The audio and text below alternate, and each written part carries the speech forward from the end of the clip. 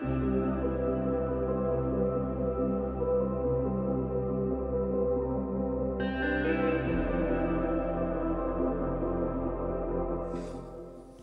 everyone, welcome back to our YouTube channel MS Economic Bytes. As we already know, there are two versions of substitution effect. The first one being the Hicksian substitution effect given by Hicks and Allen, which we have already covered, and the second one is the Slutsky substitution effect given by E. Slutsky. Today we will be covering the second version of substitution effect, that is the Slutsky substitution effect. So without any further delay, let us get into it. Let us know what is the Slutsky substitution effect.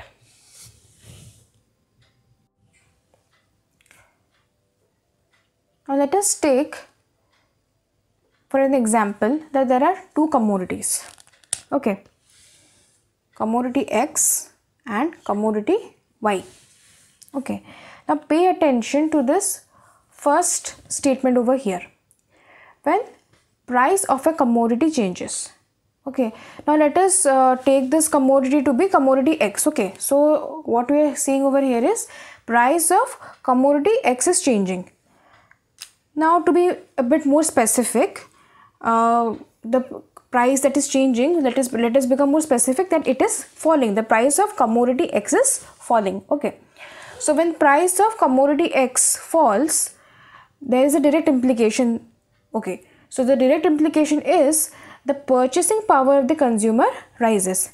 That means the real income of the consumer is rising.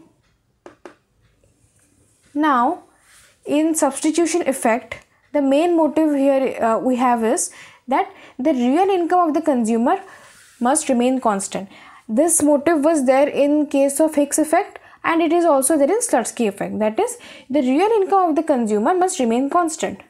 Now, in order to keep the real income constant, what must be done is that the money income must be reduced.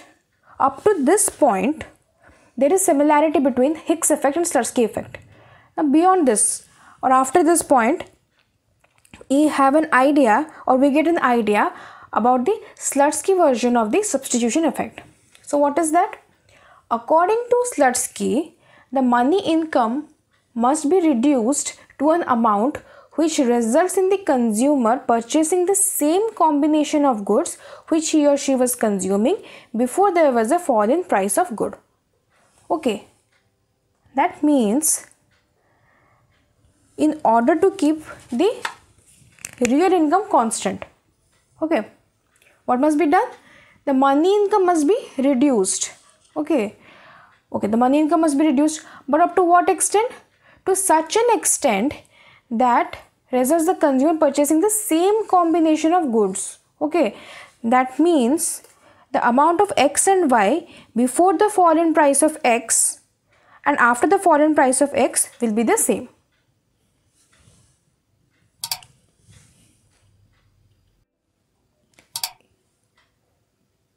In order to keep the real income of the consumer constant, we reduce the money income. So what is that amount of money change in money income? To what extent the money income must be reduced? Okay, so here is the formula for that. The cost of amount of good X purchased at old price minus the cost of purchasing the same quantity of X at new price. Since we had already mentioned that the quantity that will be consumed will remain the same, so therefore the cost after the change in price and the cost before the change in price and the cost after the change in price. So the difference must be seen, which is also known as the cost difference. Okay, cost difference. Now, in order to have a better understanding of this formula, we have taken an example. Suppose the consumer has a money income equivalent to rupees 150. The price of 1 unit of commodity X is rupees 30 and the price of 1 unit of commodity Y is rupees 20. Suppose the consumer consumes 3 units of good X and 3 units of good Y. So, the amount of money spent on purchasing commodity X and Y is 30 multiplied by 3 units of x plus 20 multiplied by 3 units of y. 90 plus 60, that gives us 150, which is equivalent to the money income. That means the total money income is spent in purchasing of good x and y. Now price of x falls. It falls to rupees 24. Now when the price but the consumer has to spend, will consume the same amount of good x and y, that is 3 units. So in that situation, now the total amount spent in purchasing of good x and y is 24 multiplied by 3 units of x, 20 multiplied by 3 units of y, that is 72 plus 60, it gives us rupees 132. Earlier the consumer used to spent 150 rupees on purchasing of good x and y. Now after the fall in price of x, the consumer will be spending 132 rupees. So this difference of 150 minus 132, which is rupees 18, is the cost difference, and the money income must be reduced by this amount.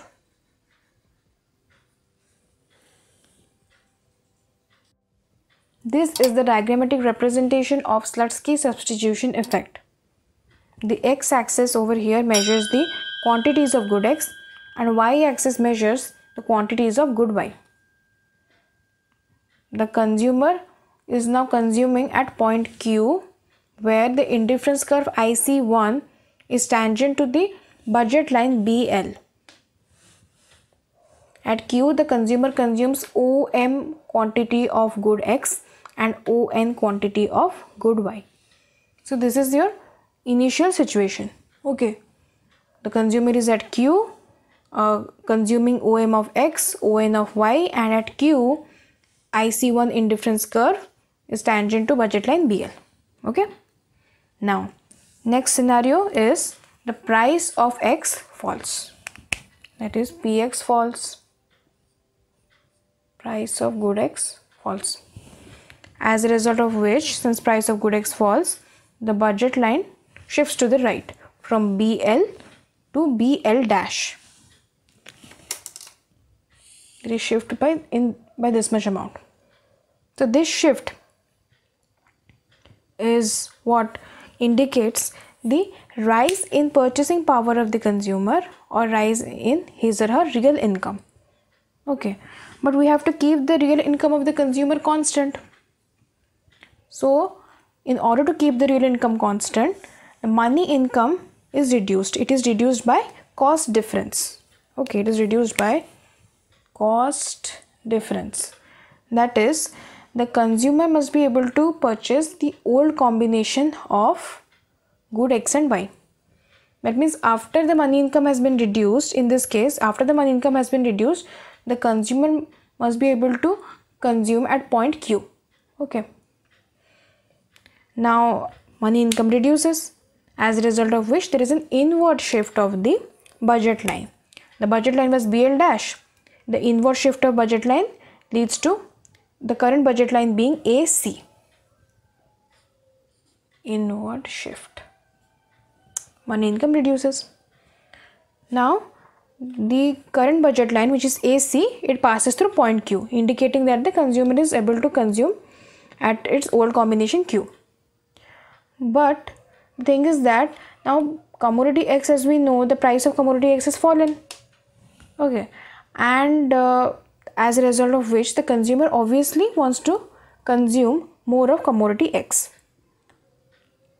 At the same time, there is another observation that we see, that this was the first observation. The second observation we see is Q, where the consumer is consuming the old combination.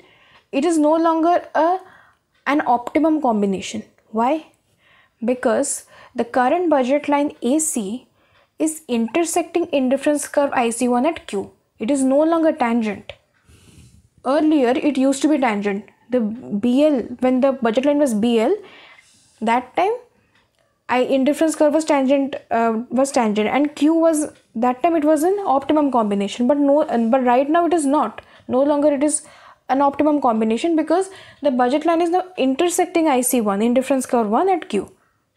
Therefore, the consumer now shifts to a higher indifference curve on budget line AC. Now the indifference curve that the consumer is at is IC2. Consuming the combination that the consumer is consuming is E. Okay, at E the consumer is having OW amount of good X. Okay, since X has become little bit cheaper now, so the consumer is consuming more amount of good X. Okay, by MW amount, and at E the consumer is consuming OK amount of good Y. Also at E there is maximum. It is an optimum combination. It is a max, and the consumer achieves maximum satisfaction. Okay. And also another thing is that the consumer is now at a higher indifference curve, so higher satisfaction. So this movement from point Q to point E is known as the Slutsky substitution effect.